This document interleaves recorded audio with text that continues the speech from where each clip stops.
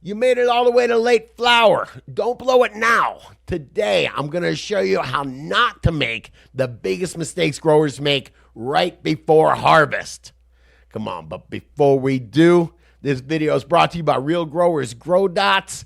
If you want more yield and less work, you got to check out Grow Dots. They're a timed release nutrient you apply once. No spikes, no crashes, no burn, no lockout. Just the right nutrients at the right time. So find out more about them at realgrowers.com. Use Scotty420 coupon code. Get 20% off your first order. Now, come on. Let's do this. Okay, so I put a bunch of work in. I made it through the hard part. I'm getting ready to harvest my plants in about 2 weeks. Sure. I don't want to have all of that effort washed down the drain. What do I do? All right, let's get into it. I got 3 good tips for you, and it is really dangerous. This really is the time where you can mess things up. And then just think about all that time you put in, right? Yeah, I want to avoid that. Okay, so let's think. We're going to say this is the last 2 weeks of flowering. Can we say that? Sure. Okay, I want to start by saying this. How many weeks is flower? 8 weeks, we'll say. I'll answer my own question, all right? That's 25%. I'm going to do the math right in my head there. 2 weeks is 25% of flowering. That's a substantial amount of time, okay, in that plant's life cycle. And it's, in my opinion, the most important 2 weeks of flowering. There is that. I can't stand when people say there's nothing happening that time. Well, then how come if you cut it down 2 weeks earlier, the wheat sucks? You know what I mean? There's definitely a lot happening at that time. So let's talk about it. All right, so first big mistake growers make in the last couple weeks of harvest. Sure, you can tell I'm already. Flower. I'm already going here, man. It's people that cut out the nutrients too early. People that want to do a 2-week flush.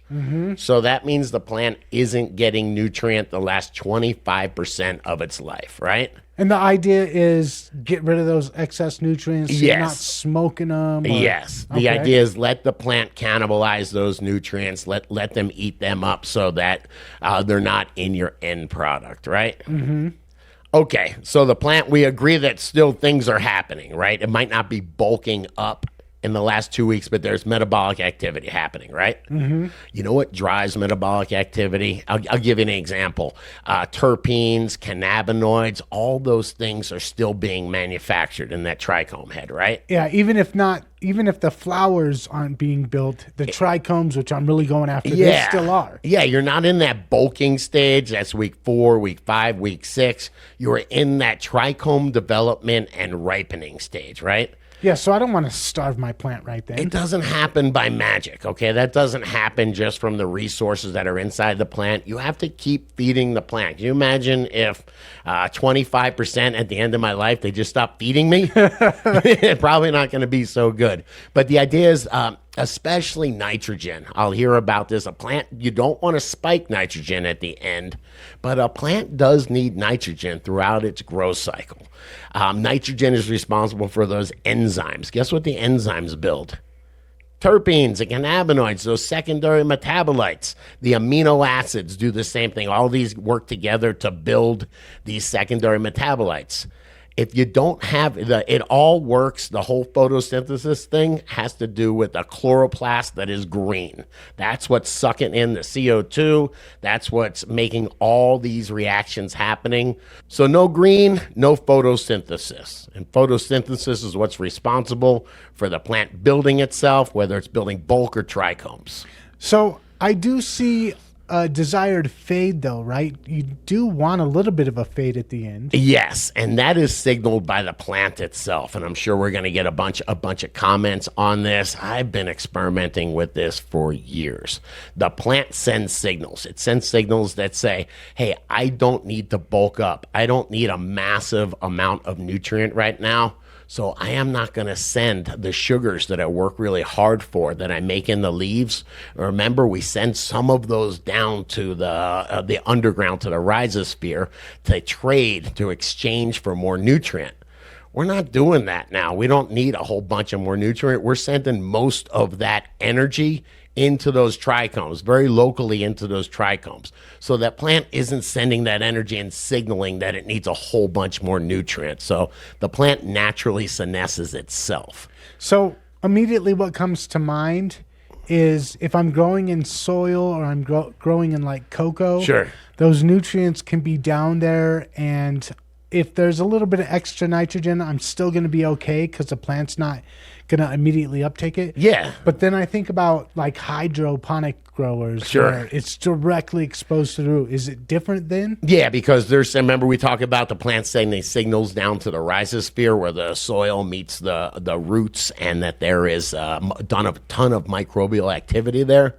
Not so much or not at all in hydroponics. So it's just a chemical reaction of what goes into that water, what touches that root is what's getting uptaken in that plant. There's no buffer zone there. So that's where it comes from, of cutting your newts out a few days or a week early in hydroponics. No media. So in deep water culture, it does still make sense to do that flush. Yeah, there's no reason the last few days, there's no reason the plants are senescing. There's no reason to keep on putting nutrient in. I think even like GH, General Hydroponics, I think they recommend like the last 5 days or so. Not a 2-week flush. Okay. All right. Next big mistake that growers make during the last couple weeks of flower. Yeah, and this one, shout out to the dude. He got hit with this one. That is ignoring your environment or not changing your environment later in flower. VPD is what we talk about, the deficit of the vapor pressure laying on the leaf or on the buds. We want a higher deficit. We want it to be less moisture in the air so that bud can off gas. It can get rid of that moisture. So that means raising your VPD, which is going to lower your overall humidity. And it makes sense, right? We got these big giant buds. It's this ball of, or bud of a big, a bunch of water in there. We want to lower the humidity, right? Why? What can go wrong if we don't? Bud mold is the big one. Yeah, you've got these giant, we've all, torn apart a super dense bud before, and unfortunately seen mold in there. It's just this white. There's no denying it. And don't smoke it. It's really bad for you. And that just makes sense. The more humid, the more chance of mold in general. Yep. And so how do you go about making this adjustment in late flower versus regular flower? You continue. If you look at a VPD chart, we talk about that all the time, but you'll see that the humidity continues to lower as you get later in the flower, and that's because you're just building these giant buds that are just loaded with moisture. So the idea is to keep the VPD higher, which means lower the humidity. Don't be the only VPD has a deficit in it, and deficit means its opposite, right?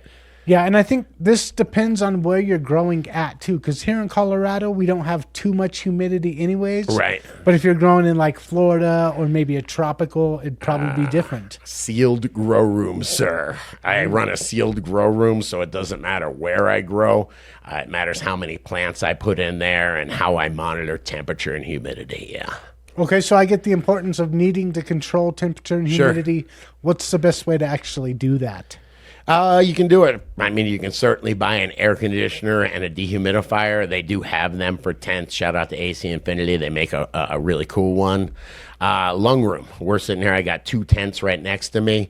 You can control the humidity in your lung room. Say that you lower the humidity. An air conditioner will lower humidity. It lowers temperature. And then just let the fan, the exhaust fan or the vent fan, that can control. Don't forget, your humidity is going to go up in your tent. Mm-hmm. So as you pull less humid air through there, you should be able to control it. Same thing as temperature is going to go up in your tent. So you can pull this air conditioner or the conditioned air through the tent. So having a lung room, yeah. Okay. And the last mistake that growers make during late flower? I think this one's probably the most obvious, but is harvesting too early, or specifically harvesting on a schedule. Okay, so this makes sense for commercial growers because they are on a schedule. They have to clear the room out. One of the, I guess, privileges we have as home growers is we're not always on a schedule. Yeah, I mean, that's what I'm saying. I can leave if I've got to grow where I'm like, wow, these trichomes are still clear. There's 30, 40% of them that are still clear. I don't see a single amber on there. But I am looking forward to this strain. I've always wanted to try Gelinade. So you know what? I'll stall my plants in veg for a few more days. Maybe it takes an extra week, and I'll harvest these things at the peak, these ladies at the peak of ripeness, which is when all the trichomes are white. That's right, because you're running a perpetual harvest. Sure. So you've got plants in veg waiting for that room. Yep. But you can stall them out and let those plants go a little bit longer. Absolutely. Yeah, it's no big deal as long as there's not the big boss waiting to get paid on that week's harvest, right? Yeah. You know what? I stalled out. Not this week. It'll be next week we'll get paid. That ain't going to work in a commercial dispo, man. So in our home grow, Sure. we can let them go. We judge it based off of trichome, not schedule. So just because it says it's an 8-week flower, Yep. we might go 8.5 weeks. Yep. How do you determine by trichome when it's ready to come down? I'm looking for those milky white trichomes. If you see a couple that are amber, that's telling you they've gone past their prime. If you see the ones that are clear, they could use a little bit more time. That's what I said. Don't forget, man, all these activities are happening. Those trichomes aren't just magically, changing. They're changing from enzymatic activity, and that's all driven by nutrient. And so if they're clear, they're not going to be as potent. Correct. If they start to turn amber, what happens there? They turn into CBN. They turn into a different cannabinoid. Sometimes people say it makes them tired, like it's a little bit more of a sleepy kind of, heavier kind of cannabis. But it's just it changes them. It changes that cannabinoid. But if you want to get the perfect harvest, you're going to wait until most of them, all of them are milky white? Yeah, that's certainly what I do. Yeah, and if you see a couple ambers, that usually tells you you got your timing right on. All right, y'all, those are just my best tips on getting the most out of your harvest. But come on, what about you? What mistakes have you made in late flower that you'll never make again? Come on, let us know in the comments. And if you dug this video, come on, hit that like button, hit that subscribe button. Share this one with another grower you know. And come on, check out the other couple of videos YouTube's recommending. We think you'll dig them.